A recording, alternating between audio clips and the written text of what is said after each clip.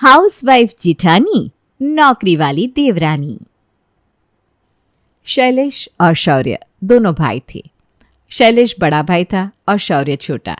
शैलेश एक कंपनी में अच्छे पद पर काम करता था, वहीं शौर्य अभी कॉलेज में पढ़ाई कर रहा था और फाइनल ईयर MBA के एग्ज़ाम दे रहा था। तेरी पढ़ाई ख़त्म हुए भी कई साल बीत गए बेटा, अब तो तेरी अच्छी नौकरी भी लग गई है। मैं तो कहती हूँ देर किस बात की है, अब एक बहू ले आते हैं इस घर में। अरे माँ, बहू तो आप ले आओगी, लेकिन बहू के खर्चे कैसे मैनेज होंगे? आपको पता है ना, घर में मैं अकेला कमाने वाला हूँ और खाने वाले हम 3। एक और मेंबर को ले आएंगे तो कैसे चलेगा? ऐसे क्यों सोचता है? आज नहीं तो कल शादी तो तुझे करनी है, और ऐसी कोई कम सैलरी भी नहीं है तेरी। ईश्वर की कृपा से किसी चीज़ की कमी नहीं है हमारे घर में, और ऐसे ही सैलरी बढ़ने का इंतज़ार करते रहोगे तो साथ साथ उम्र भी तो बढ़ रही है। आज जितने अच्छे रिश्ते मिल रहे हैं ना, कल को मिले ना मिले इस बात की क्या गारंटी। माँ की दलीलों के आगे शैलेश की एक नहीं चलती और जल्दी ही शैलेश की माँ उसके लिए लड़कियाँ देखना शुरू कर देती है। अरे बेटा, मैं क्या कह रही थी कि रिश्ते तो देख बहुत आ रहे हैं, लेकिन मैं ये जानना चाहती थी कि तेरी कोई विशेष पसंद हो तो बता दे, ताकि मैं फिर उसी तरह के रिश्ते के लिए बात आगे बढ़ाऊँ। माँ, मुझे तो ऐसा लगता है कि मियाँ बीवी में से एक को ही बाहर का काम करना चाहिए और एक को घर में रहकर घर की देखभाल करनी चाहिए, तभी घर गृहस्थी अच्छे से चल पाती है। अगर दोनों ही नौकरी करने के लिए बाहर निकल जाएंगे तो परिवार चलाने में दिक्कत हो जाएगी। आप क्या कहती हो? बेटा देख, राय तो मेरी भी यही है। मेरी भी इच्छा यही है कि घरेलू लड़की ही बहू बनकर आए, जो हमारे परिवार को अपने प्यार और अपनेपन से जोड़ कर रखे। ठीक है बेटा, मैं तेरे लिए ना कोई अच्छी सी सुंदर सुशील घरेलू लड़की की ही तलाश करती हूँ। बेटे की पसंद पूछने के बाद नलिनी बड़े बेटे शैलेश के लिए एक अच्छी लड़की की तलाश में लग जाती है। बहुत जल्दी ही उसे शैलेश के लिए सुष्मिता नाम की एक लड़की पसंद आ जाती है। जल्द ही दोनों की शादी हो जाती है और अब घर की सारी जिम्मेदारी बहू सुष्मिता को सौंपकर नलिनी अपने रिटायरमेंट का मजा लेने लगती है। घर में नई बहू आई थी और नई बहू के आने के साथ ही घर में बदलाव की एक नई लहर सी चल पड़ी थी, जैसा कि आमतौर पर होता ही है। नई बहू के आने के बाद घर की छोटी बड़ी चीज़ों में बदलाव आना शुरू हो जाता है। सुष्मिता को भी सामान्य घरेलू लड़कियों की तरह अपना घर गृहस्थी सजाने का बहुत शौक था।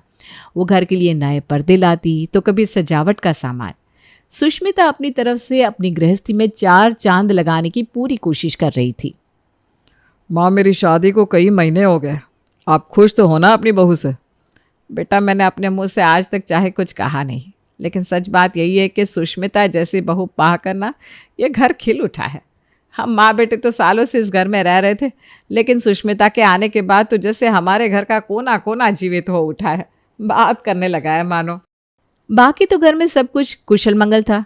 सुष्मिता के आने से सभी लोग बहुत खुश थे। सुष्मिता भी परिवार से मिल रहे प्यार के कारण अपने ससुराल में बहुत खुश थी, लेकिन एक बात थी जिसने शैलेश की नींद उड़ाई हुई थी।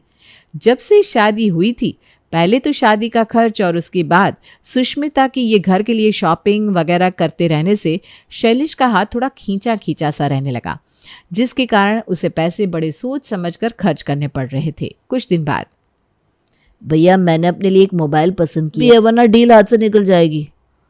शौर्य देख, मैं कोई एहसान नहीं जता रहा, लेकिन इस घर में सबको ये बात समझनी चाहिए कि घर में कमाने वाला मैं अकेला हूँ, इसलिए खर्च थोड़ा सोच समझ कर किया करो। पहले ही शादी के कारण घर में खर्च बहुत हो गया है, इस समय थोड़ा सा हाथ खींच कर चलोगे ना तो ही ठीक रहेगा। बड़े भाई की बात सुनकर शौर्य को बहुत खराब लगता है। वो गुस्से में वहाँ से चला जाता है। शैलेश की शादी को तकरीबन 1 साल बीत गया था, लेकिन गुजरते समय के साथ मानो घर का खर्च बढ़ता ही जा रहा था। भाई के समझाने के बाद भी शौर्य ने अपने खर्चों में किसी तरह की कटौती नहीं की थी, बल्कि अभी भी वो खुले हाथ से खर्च किया करता था। अक्सर ही वो अपने दोस्तों के साथ कॉलेज की कैंटीन में जाकर दावत उड़ाता और फिर घर जाकर पॉकेट मनी खत्म होने का रोना रोने लगता। छोटे भाई की आदतों से बड़ा भाई शैलेश बहुत परेशान हो चुका था। एक दिन, देखो माँ, अगर मैं कहूँगा ना तो मेरी बात को शौर्य गलत तरीके से लेगा। आप एक बार उसको समझाइए ना, थोड़ा फिजूल खर्ची पर लगाम लगाए। आखिर इतना खर्च करने की ज़रूरत क्या है? बड़े बेटे की बात सुनकर माँ शौर्य को अपने पास बुलाती है। देख बेटा शौर्य, शैलेश की शादी हो गई है, उसके पास पहले ही खर्च बढ़ गया है। थोड़ा सोच समझ कर खर्च करोगे तो इसमें कोई बुराई नहीं है। परेशान हो गया हूं मैं ये बात सुन सुन के, और सबको इस घर में सिर्फ मेरा ही खर्चा नजर आता है क्या? जब से भाभी आई है उन्होंने घर में कितना खर्च किया है, उनसे तो भैया कुछ नहीं कहते। देख बेटा, सालों से घर में कोई बदलाव नहीं आया था, और बहू जो कुछ भी लाई है घर के लिए लाई है, अपने लिए तो उसने कोई खर्च नहीं किया। घर के लिए किया है ना बेटा, इसमें बुरा मानने वाली कोई बात नहीं है। थोड़ा सा समझदारी से काम लोगे तो घर में सभी के लिए अच्छा होगा। माँ अगर इतनी दिक्कत थी ना तो भैया को पहले ही थोड़ा समझदारी से काम लेना चाहिए था। किसने कहा था हाउसवाइफ लड़की से शादी करने के लिए? वर्किंग वुमन होती तो घर में पैसे की कोई दिक्कत ना होती। और ये जो भैया हर समय कहते रहते ना मैं अकेला कमाने वाला हूं, उनको ये डायलॉग मारने की भी जरूरत ना पड़ती। सही समय पर सही डिसीजन खुद नहीं लिया और अब हम लोगों को परेशान करते हैं। शौर्य तो किसी भी तरह से भाई की बातों को समझने की कोशिश ही नहीं कर रहा था। धीरे धीरे समय बीतता है। कुछ समय के बाद शौर्य की भी नौकरी लग जाती है और घर में चल रही रुपयों की दिक्कत दूर होने लगती है। 2-3 साल के बाद माँ शौर्य को भी शादी करने के लिए कहती है। ठीक है माँ, शादी करने से मुझे कोई एतराज नहीं है, लेकिन मैं भैया की तरह 24 घंटे घर में बैठकर खर्च बढ़ाने वाली लड़की से शादी नहीं करने वाला। मुझे एक पढ़ी लिखी इंडिपेंडेंट लड़की चाहिए जो कंधे से कंधा मिलाकर मेरे साथ 4 पैसे कमाए, ताकि मुझे किसी को ये कहने की जरूरत ना पड़े कि तुम अपने खर्चों में कटौती कर लो।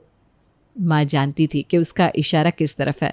शौर्य बचपन से ही थोड़ा जिद्दी और मुंह फट रहा था।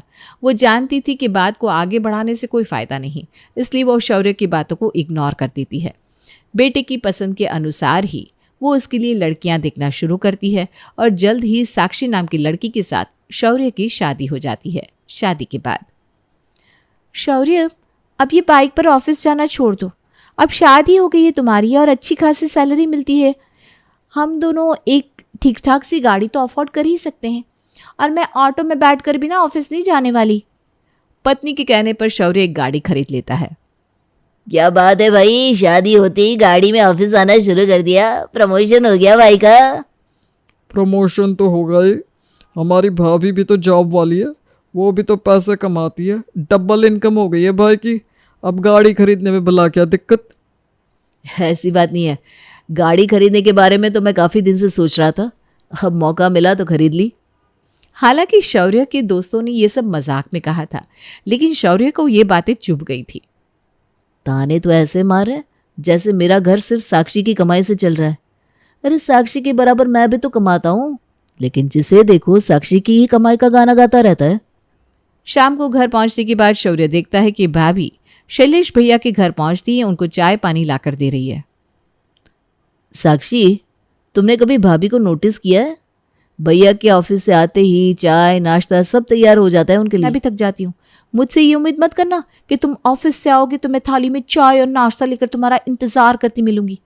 सच बताऊं तो मेरी तो बिस्तर से उठने की हिम्मत ही नहीं हो रही। तुम्हारे अंदर अगर थोड़ी सी ताकत बची हो तो प्लीज़ मेरे लिए भी 1 कप कॉफ़ी बना लाना। आज ऑफिस में बहुत काम था, बहुत थक गई हूँ मैं। अच्छा चलो ठीक है, चेंज कर लो, फिर कुछ अच्छा सा बना दो खाने के लिए। वैसे भी माँ ने तुम्हारा और भाभी का दिन अलग अलग डिसाइड किया हुआ है, एक दिन तुम खाना बनाती हो, एक दिन भाभी। आज तुम्हारी जिम्मेदारी है ना? मेरी नहीं, हम दोनों की। तुम्हें भी मेरे साथ किचन में चलकर खाना बनाना होगा, फिर समय से सोना भी तो होता है। सुबह ऑफिस के लिए कितना जल्दी उठना पड़ता है। अच्छा बाबा ठीक है, हम दोनों मिलकर कर लेंगे, आप खुश? कुछ देर बाद दोनों किचन में जाकर खाना बनाने लगते हैं।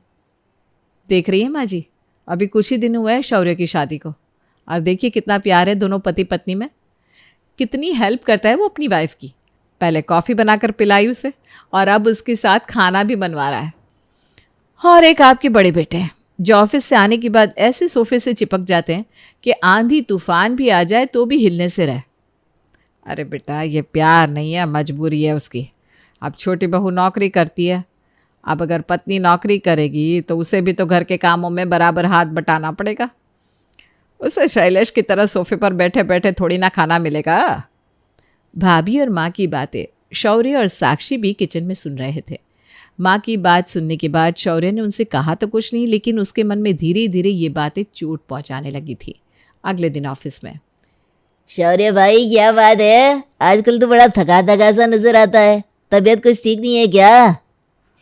क्या बताओ यार, तबीयत तो ठीक ही है, लेकिन ऐसा लगता है जैसे थकान ही नहीं उतरती।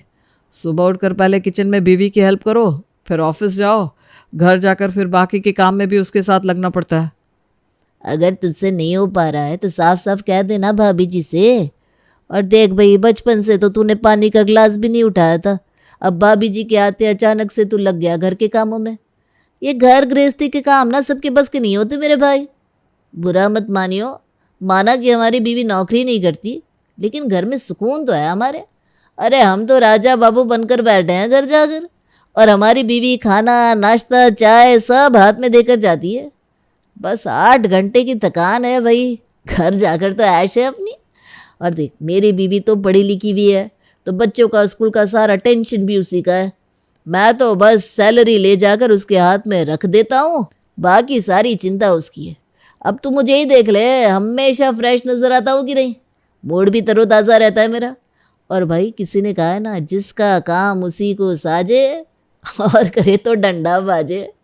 भैया ये घर गृहस्थी और किचन के काम ना, और ये खाना बनाती है, औरतें कर लेती है मेरे भाई।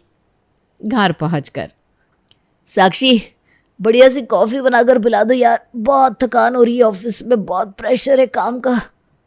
ये क्या बात हुई शौर्य? मैं कब से तुम्हारा ही वेट कर रही थी। तुम कॉफ़ी बनाकर लाओ, तब तक मैं रूम थोड़ा सा सही कर देती हूँ।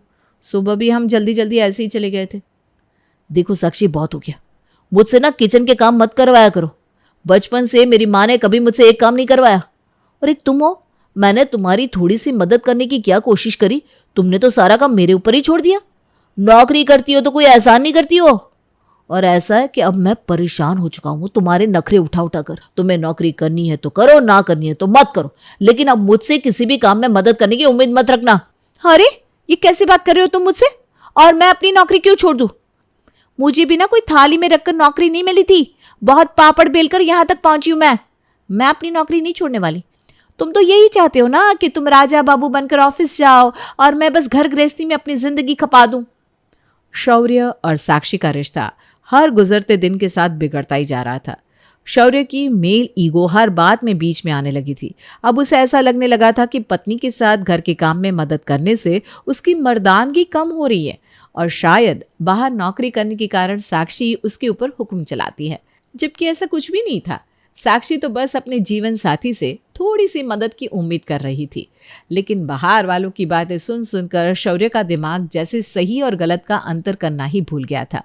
पूरा दिन घर और ऑफिस के काम करने के कारण साक्षी बुरी तरह थक जाती है, और काम की चिढ़ अब उन दोनों के रिश्ते पर बहुत बुरा असर डाल रही थी। शौर्य का बड़ा भाई, भाभी और माँ भी इस बात को साफ तौर पर महसूस कर पा रहे थे कि छोटे भाई और उसकी पत्नी के बीच के रिश्ते में सब कुछ ठीक ठाक नहीं है। एक दिन, क्या बात है शौर्य, मैं देख रहा हूँ तुम्हारे और साक्षी के बीच में बातें दिन ब दिन बढ़ती जा रही है। इस तरह से अपना ईगो लेकर बैठोगे तो ये रिश्ता कैसे चला पाओगे? आखिर प्रॉब्लम? अरे मैं क्या एकदम नालायक हूँ? मैं पैसे कमा कर नहीं ला रहा, या मैं अच्छी नौकरी नहीं करता जो हर कोई सिर्फ साक्षी की तारीफ में कसीदे पढ़ता रहता है? अरे थक गया हूं मैं उसकी तारीफें सुन सुन के। गाड़ी खरीदी, उसमें साक्षी से 1 रुपया नहीं लिया मैंने। अच्छे कपड़े पहन लो तो भी सबको यही लगता है कि बीवी ने गिफ्ट किए होंगे।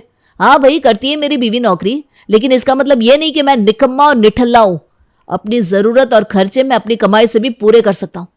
गलती होगी भैया जो मैंने नौकरी करने वाली लड़की से शादी कर ली। मुझे भी आपकी तरह ना एक हाउसवाइफ के साथ शादी करनी चाहिए थी।